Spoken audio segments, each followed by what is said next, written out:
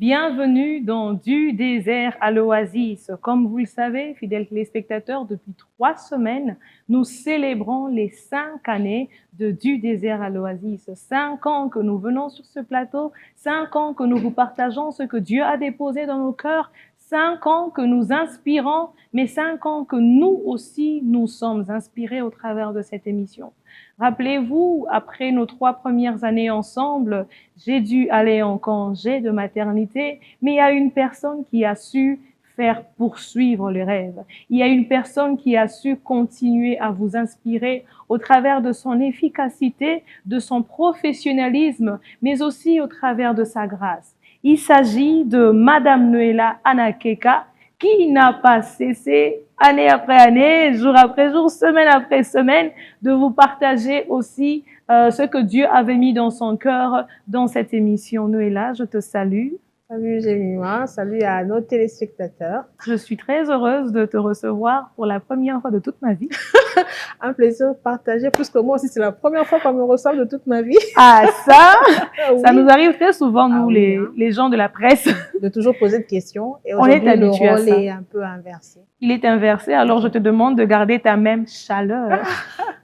On va donner Ne sois pas comme moi la fois dernière, tu veux. On va essayer en tout cas. Alors, Noéla, je loue ton professionnalisme, je loue ta constance, je loue ta grâce que tu as transmise au travers de cette émission. Mais dis-moi quand même, partage aussi aux téléspectateurs, comment tu t'es retrouvée embarquée dans cette aventure du désert à l'oasis? Wow. Merci, c'est très beau à entendre. Merci Jemima pour ces mots d'encouragement. Ça fait quand même du bien. Ça réchauffe le cœur, comme on aime bien le dire. Merci beaucoup. Je dirais que je suis inspirée de toi. Hein? Noéla. Parce que quand on vient après quelqu'un d'excellent, alors qu'est-ce qu'on fait? On se sent dans l'obligation de bien faire les choses. Alors, ça a été la première motivation. Je me sens flattée. Et pour la petite histoire, puisqu'on parle du parcours au sein de l'équipe du désert à l'Oasis, tout a commencé par une proposition qui est tombée sur moi, comme on peut le dire, en 2022. Et c'était Vanessa Mamona, que je salue, qui nous suit depuis la France aujourd'hui. Vanessa, qui à l'époque était chef plateau. Elle est venue me trouver un jour pour me dire qu'il fallait une deuxième présentatrice pour l'émission du désert à l'Oasis, parce que Madame Jemima devrait donner famille. Alors, pour vous dire la vérité, en tout cas, de la première proposition, je n'avais pas accepté du coup. Ça, c'est vrai. J'étais un peu très réticente parce que, au fait, déjà au départ, je ne suivais pas l'émission. Je ne suivais pas l'émission du désert à l'Oasis, je vous dis la vérité. Hein. Aujourd'hui, c'est le jour de vérité. Ah oui. On se croisait. On se croisait, oui, avec l'équipe, Madame Jemima. À l'époque, c'était Adriel. On se croisait lors des tournages. Lorsqu'il venait pour le tournage, moi, j'étais dans mon journal, ma présentation du journal. Et voilà un peu, on s'est salué dans les couloirs. Mais en réalité, suivre l'émission du début à la fin, je pouvais le voir à la télé en passant, mais je n'étais pas trop dedans, en fait. Je ne savais pas ce que je ratais, au fait, à l'époque. Et voilà, quand Vanessa est venue me voir, il a fallu à Vanessa des arguments pour me convaincre. Elle est venue avec des phrases genre tu es chrétienne, l'émission, tu incarnes l'émission. Je dis Vanessa, tu as vu tout ça là quand j'ai dit mais franchement oui. D'ailleurs j'ai déjà parlé de toi à l'évangéliste. J'ai dit tu es déjà arrivé à ce point-là. Déjà arrivé à ce niveau-là. Waouh. Oui, il est déjà d'accord. Mais je dis, mais on se connaît même pas. On se fait que c'est saluer dans le couloir lorsqu'on se voit et tout. Elle m'a dit non. J'ai déjà fait le grand du travail. Tu es celle, au fait, qui pourra mieux incarner la vision de l'émission. Le temps pour Madame Jemima de nous revenir et tout. Alors là, je suis allée. Il m'a fallu rencontrer l'évangéliste pour un peu m'expliquer la vision. Mais quand je suis rentrée ce jour-là, je suis allée partager à mon mari. Je lui ai dit, voilà ce qui se passe, j'ai été contactée pour ça et pour ça et pour ça. La première question qu'il m'a posée, il m'a demandé qu'est-ce que je ressentais au fond de moi. J'ai dit, bon, je pense que c'est une bonne chose, mais qu'il fallait un peu me booster un peu pour y entrer. Il m'a dit, vas-y alors, lance-toi et on verra ce que ça va donner. Et j'ai dû répondre à Vanessa que j'étais d'accord. Elle a organisé un rendez-vous avec l'évangéliste qui m'a pris. Donc, c'était un peu speed, hein, parce que c'était, en fait, j'étais face à une réalité. Je devrais vite m'intégrer, vite rentrer dans la chose parce que tu devrais. Tu devais accoucher. Tu donc, devrais accoucher. C'était une évidence. Oui, il fallait pas prendre trop de temps de réflexion. Il fallait vite se lancer. Fallait vite adhérer à la vision et tout. Et c'est comme ça que c'est parti. Et c'était le début d'une très belle aventure. Alors. J'ai aimé la partie où votre mari vous a encouragé. Clin d'œil à tous ces hommes qui encouragent leurs femmes et qui les accompagnent dans ce qu'elles doivent réaliser. Vous êtes des héros dans l'ombre. Alors Noéla, je reviens vers toi. Comment étaient donc tes débuts dans cette émission? Tu présentais déjà les émissions à la télévision, mais comment étaient tes débuts principalement dans Du désert à l'oasis? Bon, je peux dire que quand autour de toi, autour de vous, vous avez des gens, des personnes qui, au fait, croient en vous, qui vous accompagnent, vous encouragent, je pense que c'est déjà un bon départ, même pour quelqu'un qui n'avait jamais fait de la télé avant. Mais quand tu l'as dit pour ton cas, il a fallu qu'il y ait quelqu'un qui croit, qui a pu déceler en toi quelque chose, et il s'est investi dans ça, et ça te donne au fait à toi-même aussi de l'assurance. C'est un peu ce qui s'est passé avec Du désert à l'oasis. C'est vrai qu'avant, j'ai eu à présenter des émissions, je présente le journal jusqu'à aujourd'hui. Je pourrais dire que je suis habituée de la caméra, des micros, mais avec Du désert à l'oasis, c'était une très belle expérience, une nouvelle expérience au fait qui s'ajoute déjà à ce que j'ai déjà eu comme expérience. Et quand tu as quelqu'un autour de toi comme Adriel, que j'ai salué aussi en passant, Justement. qui sait au fait jongler entre sérénité, constance, un peu de rigueur. En fait, on ne peut que bien s'adapter, bien s'imprégner de la vision. Je peux dire que les débuts n'ont pas été tellement durs, je dois dire ça comme ça, parce que déjà, j'avais affaire à une très belle équipe. Et voilà, un peu par la grâce des dieux, j'ai pu, tant bien que mal, j'ai pu épouser cette vision du désert à l'oasis. Et voilà un peu, c'était parti comme ça pour une nouvelle expérience, certes remplie de défis, oui, mais par la grâce des dieux. Justement, les défis ne manquent jamais dans la vie de l'homme et dans tout ce que nous réalisons en fait.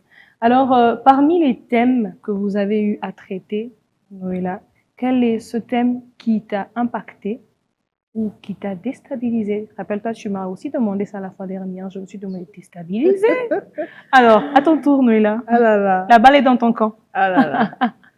Non, mais Du désert à l'oasis, ce sont des thèmes qui ne peuvent que t'impacter. Ce sont tous les thèmes, je pourrais dire ça comme ça, je n'ai pas, bon, d'abord, ce sont tous les thèmes abordés parce qu'on se rend compte que ce n'est pas seulement pour les téléspectateurs ou les internautes qu'on vient.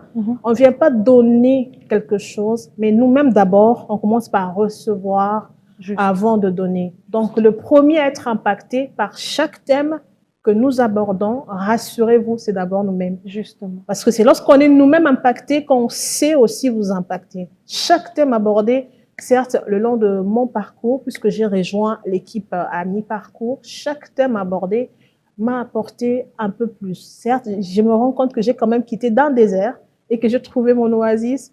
Mais le thème qui m'a vraiment aussi retenu, je dirais que ce sont les séries d'émissions sur l'héritage. Et pourquoi je dirais que ça m'a retenu, c'est parce que j'ai pu avoir des témoignages de ceux qui, par cette émission, ont pu aller reconstruire des familles qui ont été déchirées. Ça m'a personnellement impacté. J'ai dit, waouh, c'est ce qu'on fait au quotidien. Les résultats sont là et je me dis, non, pour gloire à Dieu, par cette émission, on sait apporter du réconfort, de la joie et dans des familles qui nous suivent et ça me déstabilise, si je dis ça comme ça. C'est l'impact de l'émission, en fait, qui, moi, me déstabilise. Ah, ça c'est vrai, ça c'est vrai. Cet impact-là, ce retour-là, fidèles téléspectateurs, c'est quelque chose qui nous aide, nous, à nous sentir importants dans cette vie, à nous sentir importants dans vos vies. Et donc, n'hésitez pas, par le numéro qui s'affiche au bas de l'écran, en commentaire sur YouTube, écrivez-nous, donnez-nous les retours des émissions. Même si ce sont des questions, nous y répondrons par la grâce de Dieu. Alors Noéla, je reviens vers toi. Quelle est la plus grande leçon de vie que tu peux tirer de l'émission ou de ton parcours dans du désert à l'oasis? Si je dois parler en termes de leçons, je dirais que chaque désert, comme on aime le dire, chaque situation difficile, compliquée, chaque moment sombre qu'on peut traverser ce problème a toujours une solution.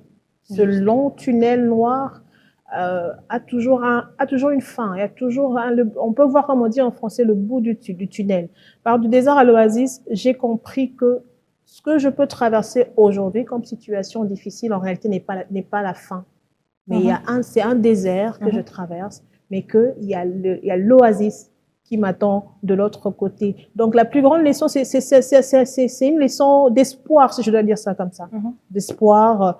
Je sais compter sur la grâce de Dieu, me dire que ce que je traverse aujourd'hui n'est pas la fin, mais que les bonnes et merveilleuses choses m'arriveront certainement par la grâce de Dieu. Justement, par la grâce de Dieu, lui qui est le maître des temps et des circonstances. Alors, Noéla, en voyant l'émission fêter aujourd'hui ces 5 années, c'est vrai que tu as fait 2 ans, tu es venu à mi-parcours, mais tu as accompli un travail, un grand travail. Quel sentiment ressens-tu? Quel sentiment as-tu en toi? Qu'est-ce qui monte en toi? Et moi, j'étais pas là au début. Avec toi, l'émission était plein d'émotions. On pouvait retracer les parcours des débuts et on dit qu'au début, c'est très compliqué. Hein? C'est vous qui avez posé, comme on dit, comment on appelle ça, les fondements de l'émission. Et moi, quand je rejoins l'équipe et après tout ce qu'on a parcouru ensemble, c'est un sentiment qui monte en moi, c'est un sentiment de gratitude envers Dieu.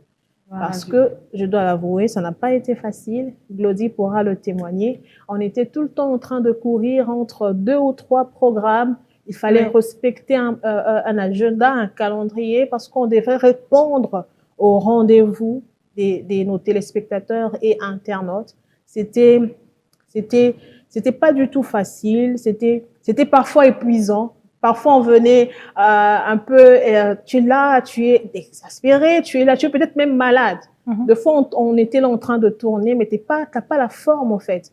Mais par la grâce de Dieu, on a tenu.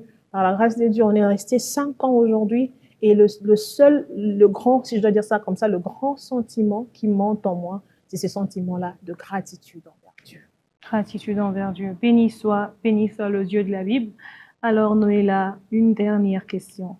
Quel est le témoignage ou le fruit que cette émission a apporté et qui t'a le plus touché? Parce que je suis consciente qu'il y a plusieurs témoignages, plusieurs fruits, mais parle-moi quand même de celui qui t'a le plus touché. Waouh! Ce témoignage ne sera pas peut-être le mien. Ce sera le témoignage d'un téléspectateur, d'un frère qui m'a écrit. C'était par rapport, je l'ai évoqué un peu plus haut, c'était en rapport avec les séries d'émissions sur l'héritage. Ça m'a personnellement touchée de voir ce frère m'écrire pendant que je ne savais même pas qu'il suivait l'émission. On partage des liens, on poste des fois sur nos statuts, on ne se rend pas compte de l'impact de la chose, en fait. Et quand il m'écrit, déjà commençant par apprécier l'émission, il me dit que c'était la première fois que je découvre l'émission et je tombe sur ce thème, sur l'héritage.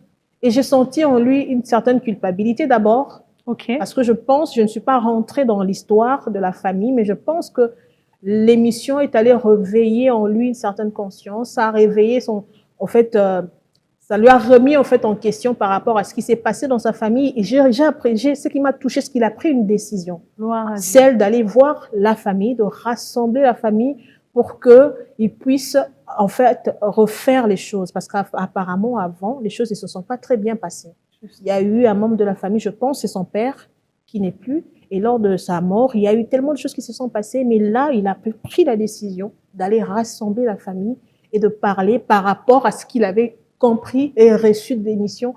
Et ce jour-là, je ne sais pas si ça t'est déjà arrivé. J'ai commencé à prendre un peu plus au sérieux hein, ce qu'on Oui. fait. J'ai dit non, Vraiment. ça Ce fait ça. travail que je fais porte ce genre de fruits. Je me suis dit, j'ai dit, oh, Wow. ça fait, c'est ce que ça fait au fait. J'ai dit non, on doit vraiment prendre d'abord trop au sérieux ce qu'on fait et surtout compter sur la grâce de Dieu. Il y a C'était ça. il y a un impact visible, concret dans la vie de quelqu'un au travers du travail que tu as fait. Noéla, je te félicite.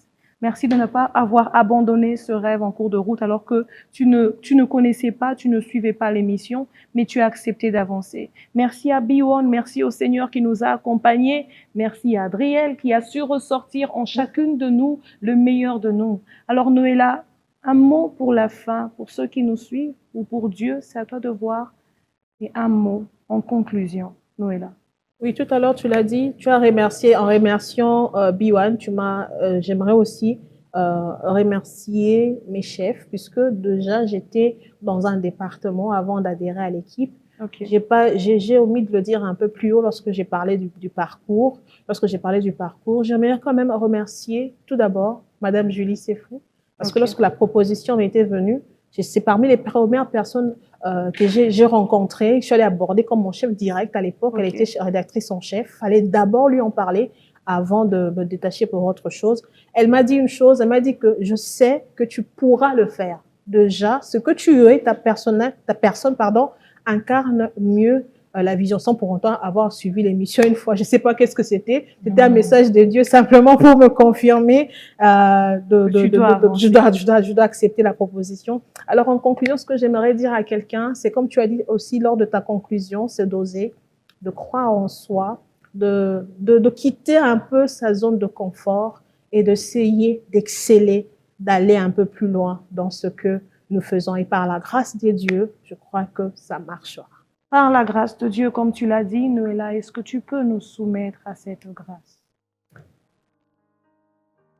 Éternel Dieu de gloire, alors qu'aujourd'hui, nous partageons un parcours qui n'est pas les fruits de nos efforts, un parcours qui n'est pas les fruits de notre connaissance ou de notre expérience, mais un parcours qui est le fruit de ta grâce. Amen. Et c'est par cette grâce même, oh Dieu, c'est cette grâce même que nous voulons qu'aujourd'hui, que tu déverses sur le bien-aimé qui sont en train de nous suivre, qui sont certainement peut-être en train de se poser des questions, est-ce qu'il faut ou pas faire telle ou telle autre chose. Laisse que par ta grâce et que par ton esprit, que tu aides chacun à décider de la voie qu'il faut emprunter pour que brille enfin cette lumière qui est cachée en chacun de nous. Nous croyons en la grâce de chacun, mais que laisse que cette grâce ne soit pas mise sous le table, ne soit pas cachée, mais qu'elle soit mise sur les montagnes et qu'elle brille et que de vie soit impactée. Amen. Et c'est dans le nom de Jésus et que c'est par cette grâce que nous avons prié et nous disons merci Seigneur Jésus. Merci Seigneur Jésus, merci Jésus, merci Noéla.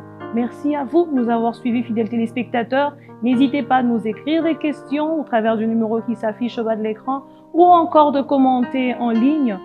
Pour la suite, nous vous conseillons de rester branchés sur votre chaîne YouTube, votre chaîne B1 plutôt, et que notre Dieu vous bénisse.